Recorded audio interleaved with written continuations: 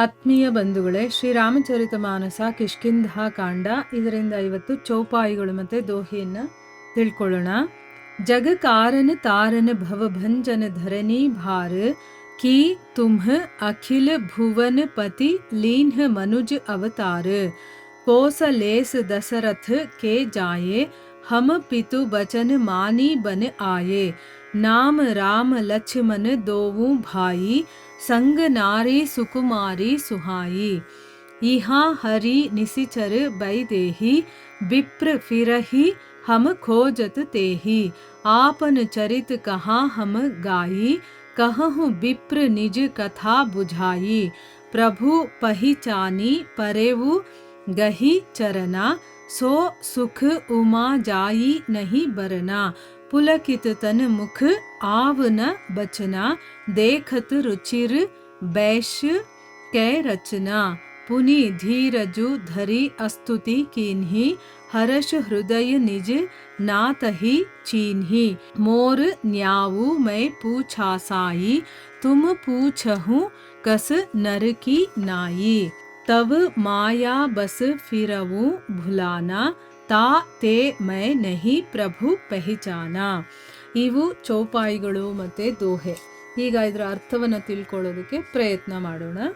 ಇಲ್ಲಿ ತುಳಸಿದಾಸರು ಹೇಳ್ತಾರೆ, ಹನುಮಂತ ರಾಮಲಕ್ಷ್ಮಣನಿಗೆ ನೀವ್ಯಾರು, ಈ ಕಾಡಲ್ಲಿ ಯಾಕೆ ತಿರುಗಾಡ್ತಾ ಇದ್ದೀರಾ, ನೀವು ಬ್ರಹ್ಮ ವಿಷ್ಣು ಮಹೇಶ್ವರ ಇವರಲ್ಲಿ ಯಾರಾದ್ರೂನಾ, ಅಥವಾ ನೀವಿಬ್ರು ನರನಾರಾಯಣರ, ಅಥವಾ ಜಗತ್ತಿಗೆ ಮೂಲ ಕಾರಣನಾದಂಥ ಅಖಿಲ ಲೋಕಗಳಿಗೆ ಪ್ರಭುವಾದ ಭಗವತ್ ಸ್ವರೂಪರ, ಅಥವಾ ಜನರನ್ನ ಭವಸಾಗರದಿಂದ ಉದ್ಧಾರ ಮಾಡೋದಕ್ಕೆ ಭೂ ಭಾರ ಹರಣಕ್ಕೋಸ್ಕರ ಮಾನವ ರೂಪದಿಂದ ಅವತಾರ ಮಾಡಿರುವಂಥವ್ರ ಅಂತನ್ಬಿಟ್ಟು ಕೇಳ್ತಾನೆ.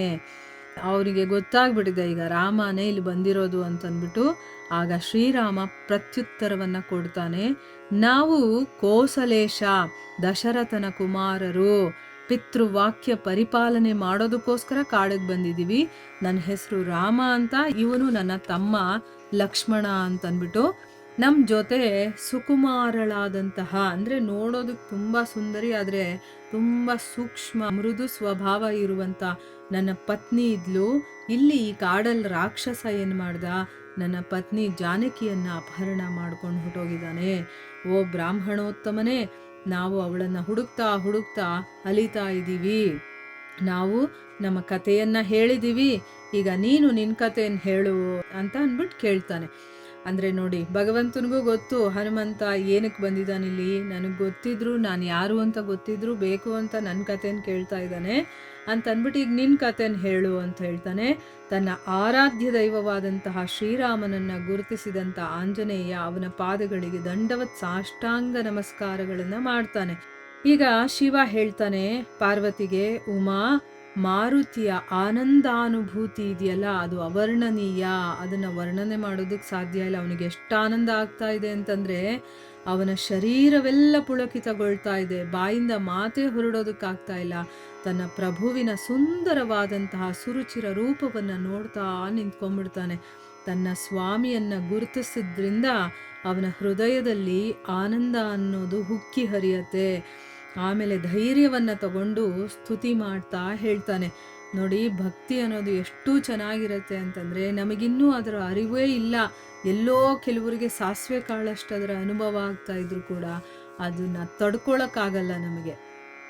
ಅಷ್ಟು ಆನಂದ ಆಗುತ್ತೆ, ಅಷ್ಟು ಹೃದಯ ತುಂಬಿ ಬರುತ್ತೆ, ನಮ್ಮ ಶರೀರವೆಲ್ಲ ಪುಳಕಿತಗೊಳ್ಳುತ್ತೆ, ಆನಂದಾಶ್ರುಗಳು ಕಣ್ಣಲ್ಲಿ ಬರುತ್ತೆ. ಆ ರೀತಿ ಪ್ರೀತಿ ಮಾಡಬೇಕು ನಾವು ಭಗವಂತನನ್ನು, ಆಯಿತಾ. ಅವನನ್ನು ಬಿಟ್ಟಿದ್ದೀವಲ್ಲ ಅಂತ ವಿರಹ ಇರಬೇಕು. ಅವನೇನಾದರೂ ಕಂಡ್ರೆ ಅಥವಾ ಅವನ ವಿಷಯ ಕೇಳಿದ್ರೆ ಸಾಕು, ನಮಗೆ ಆನಂದದಿಂದ ನಾವು ಕುಣಿದಾಡಬೇಕು. ಆ ರೀತಿ ಒಂದು ಭಕ್ತಿ ಭಾವ ನಮ್ಮಲ್ಲಿ ಬರಬೇಕು. ಬರೋದಕ್ಕೋಸ್ಕರನೇ ತುಳಸಿದಾಸರು ಈಗ ರಾಮಚರಿತ ಮಾನಸವನ್ನು ನಮಗೆ ಸ್ಟೆಪ್ ಬೈ ಸ್ಟೆಪ್ ಹೇಳ್ತಾ ಹೋಗ್ತಾ ಇದ್ದಾರೆ. ಅದರಲ್ಲಿ ಬೇಕಾದಷ್ಟು ನಾವು ಕಲ್ತ್ಕೊಳ್ಳೋದನ್ನು ಹೇಳ್ತಾರೆ. ಹೇಗಿರಬೇಕು ಒಬ್ಬ ಭಕ್ತರು, ಭಗವಂತನ ಭಕ್ತಿ ಅಂತಂದರೆ ಹೇಗಿರುತ್ತೆ ಅಂತೆಲ್ಲ. ನೋಡಿ, ಇಲ್ಲಿ ಹನುಮಂತನ ಭಕ್ತಿ ಶುರುವಾಯಿತು. ಈಗ ಅವನು ಸ್ತುತಿಯನ್ನು ಮಾಡ್ತಾನೆ. ಏನು ಅಂತಂದರೆ, ಓ ಸ್ವಾಮಿ, ನಾನು ಕೇಳಿದ್ದು ನ್ಯಾಯನೇ. ಯಾಕೆ ಅಂತಂದರೆ ತುಂಬ ಕಾಲದ ನಂತರ ನಿಮ್ಮ ದರ್ಶನ ನನಗಾಗ್ತಾ ಇದೆ.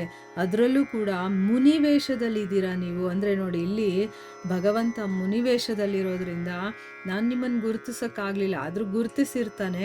ಆದರೆ ಭಗವಂತನಿಗೆ ಹೇಳ್ತಾನೆ, ತುಂಬ ದಿವಸ ಆದಮೇಲೆ ನಾನು ನಿಮ್ಮನ್ನು ನೋಡ್ತಾ ಇದ್ದೀನಲ್ವಾ, ಅದರಲ್ಲೂ ಕೂಡ ಈ ಮುನಿವೇಷದಲ್ಲಿ ನೋಡ್ತಾ ಇದ್ದೀನಿ. ಅದಕ್ಕೋಸ್ಕರ ನಾನೊಬ್ಬ ವಾನರ, ನನ್ನ ಬುದ್ಧಿ ವಾನರ ಬುದ್ಧಿ, ನಿಮ್ಮನ್ನು ಗುರುತಿಸದೆ ಹೋಯಿತು.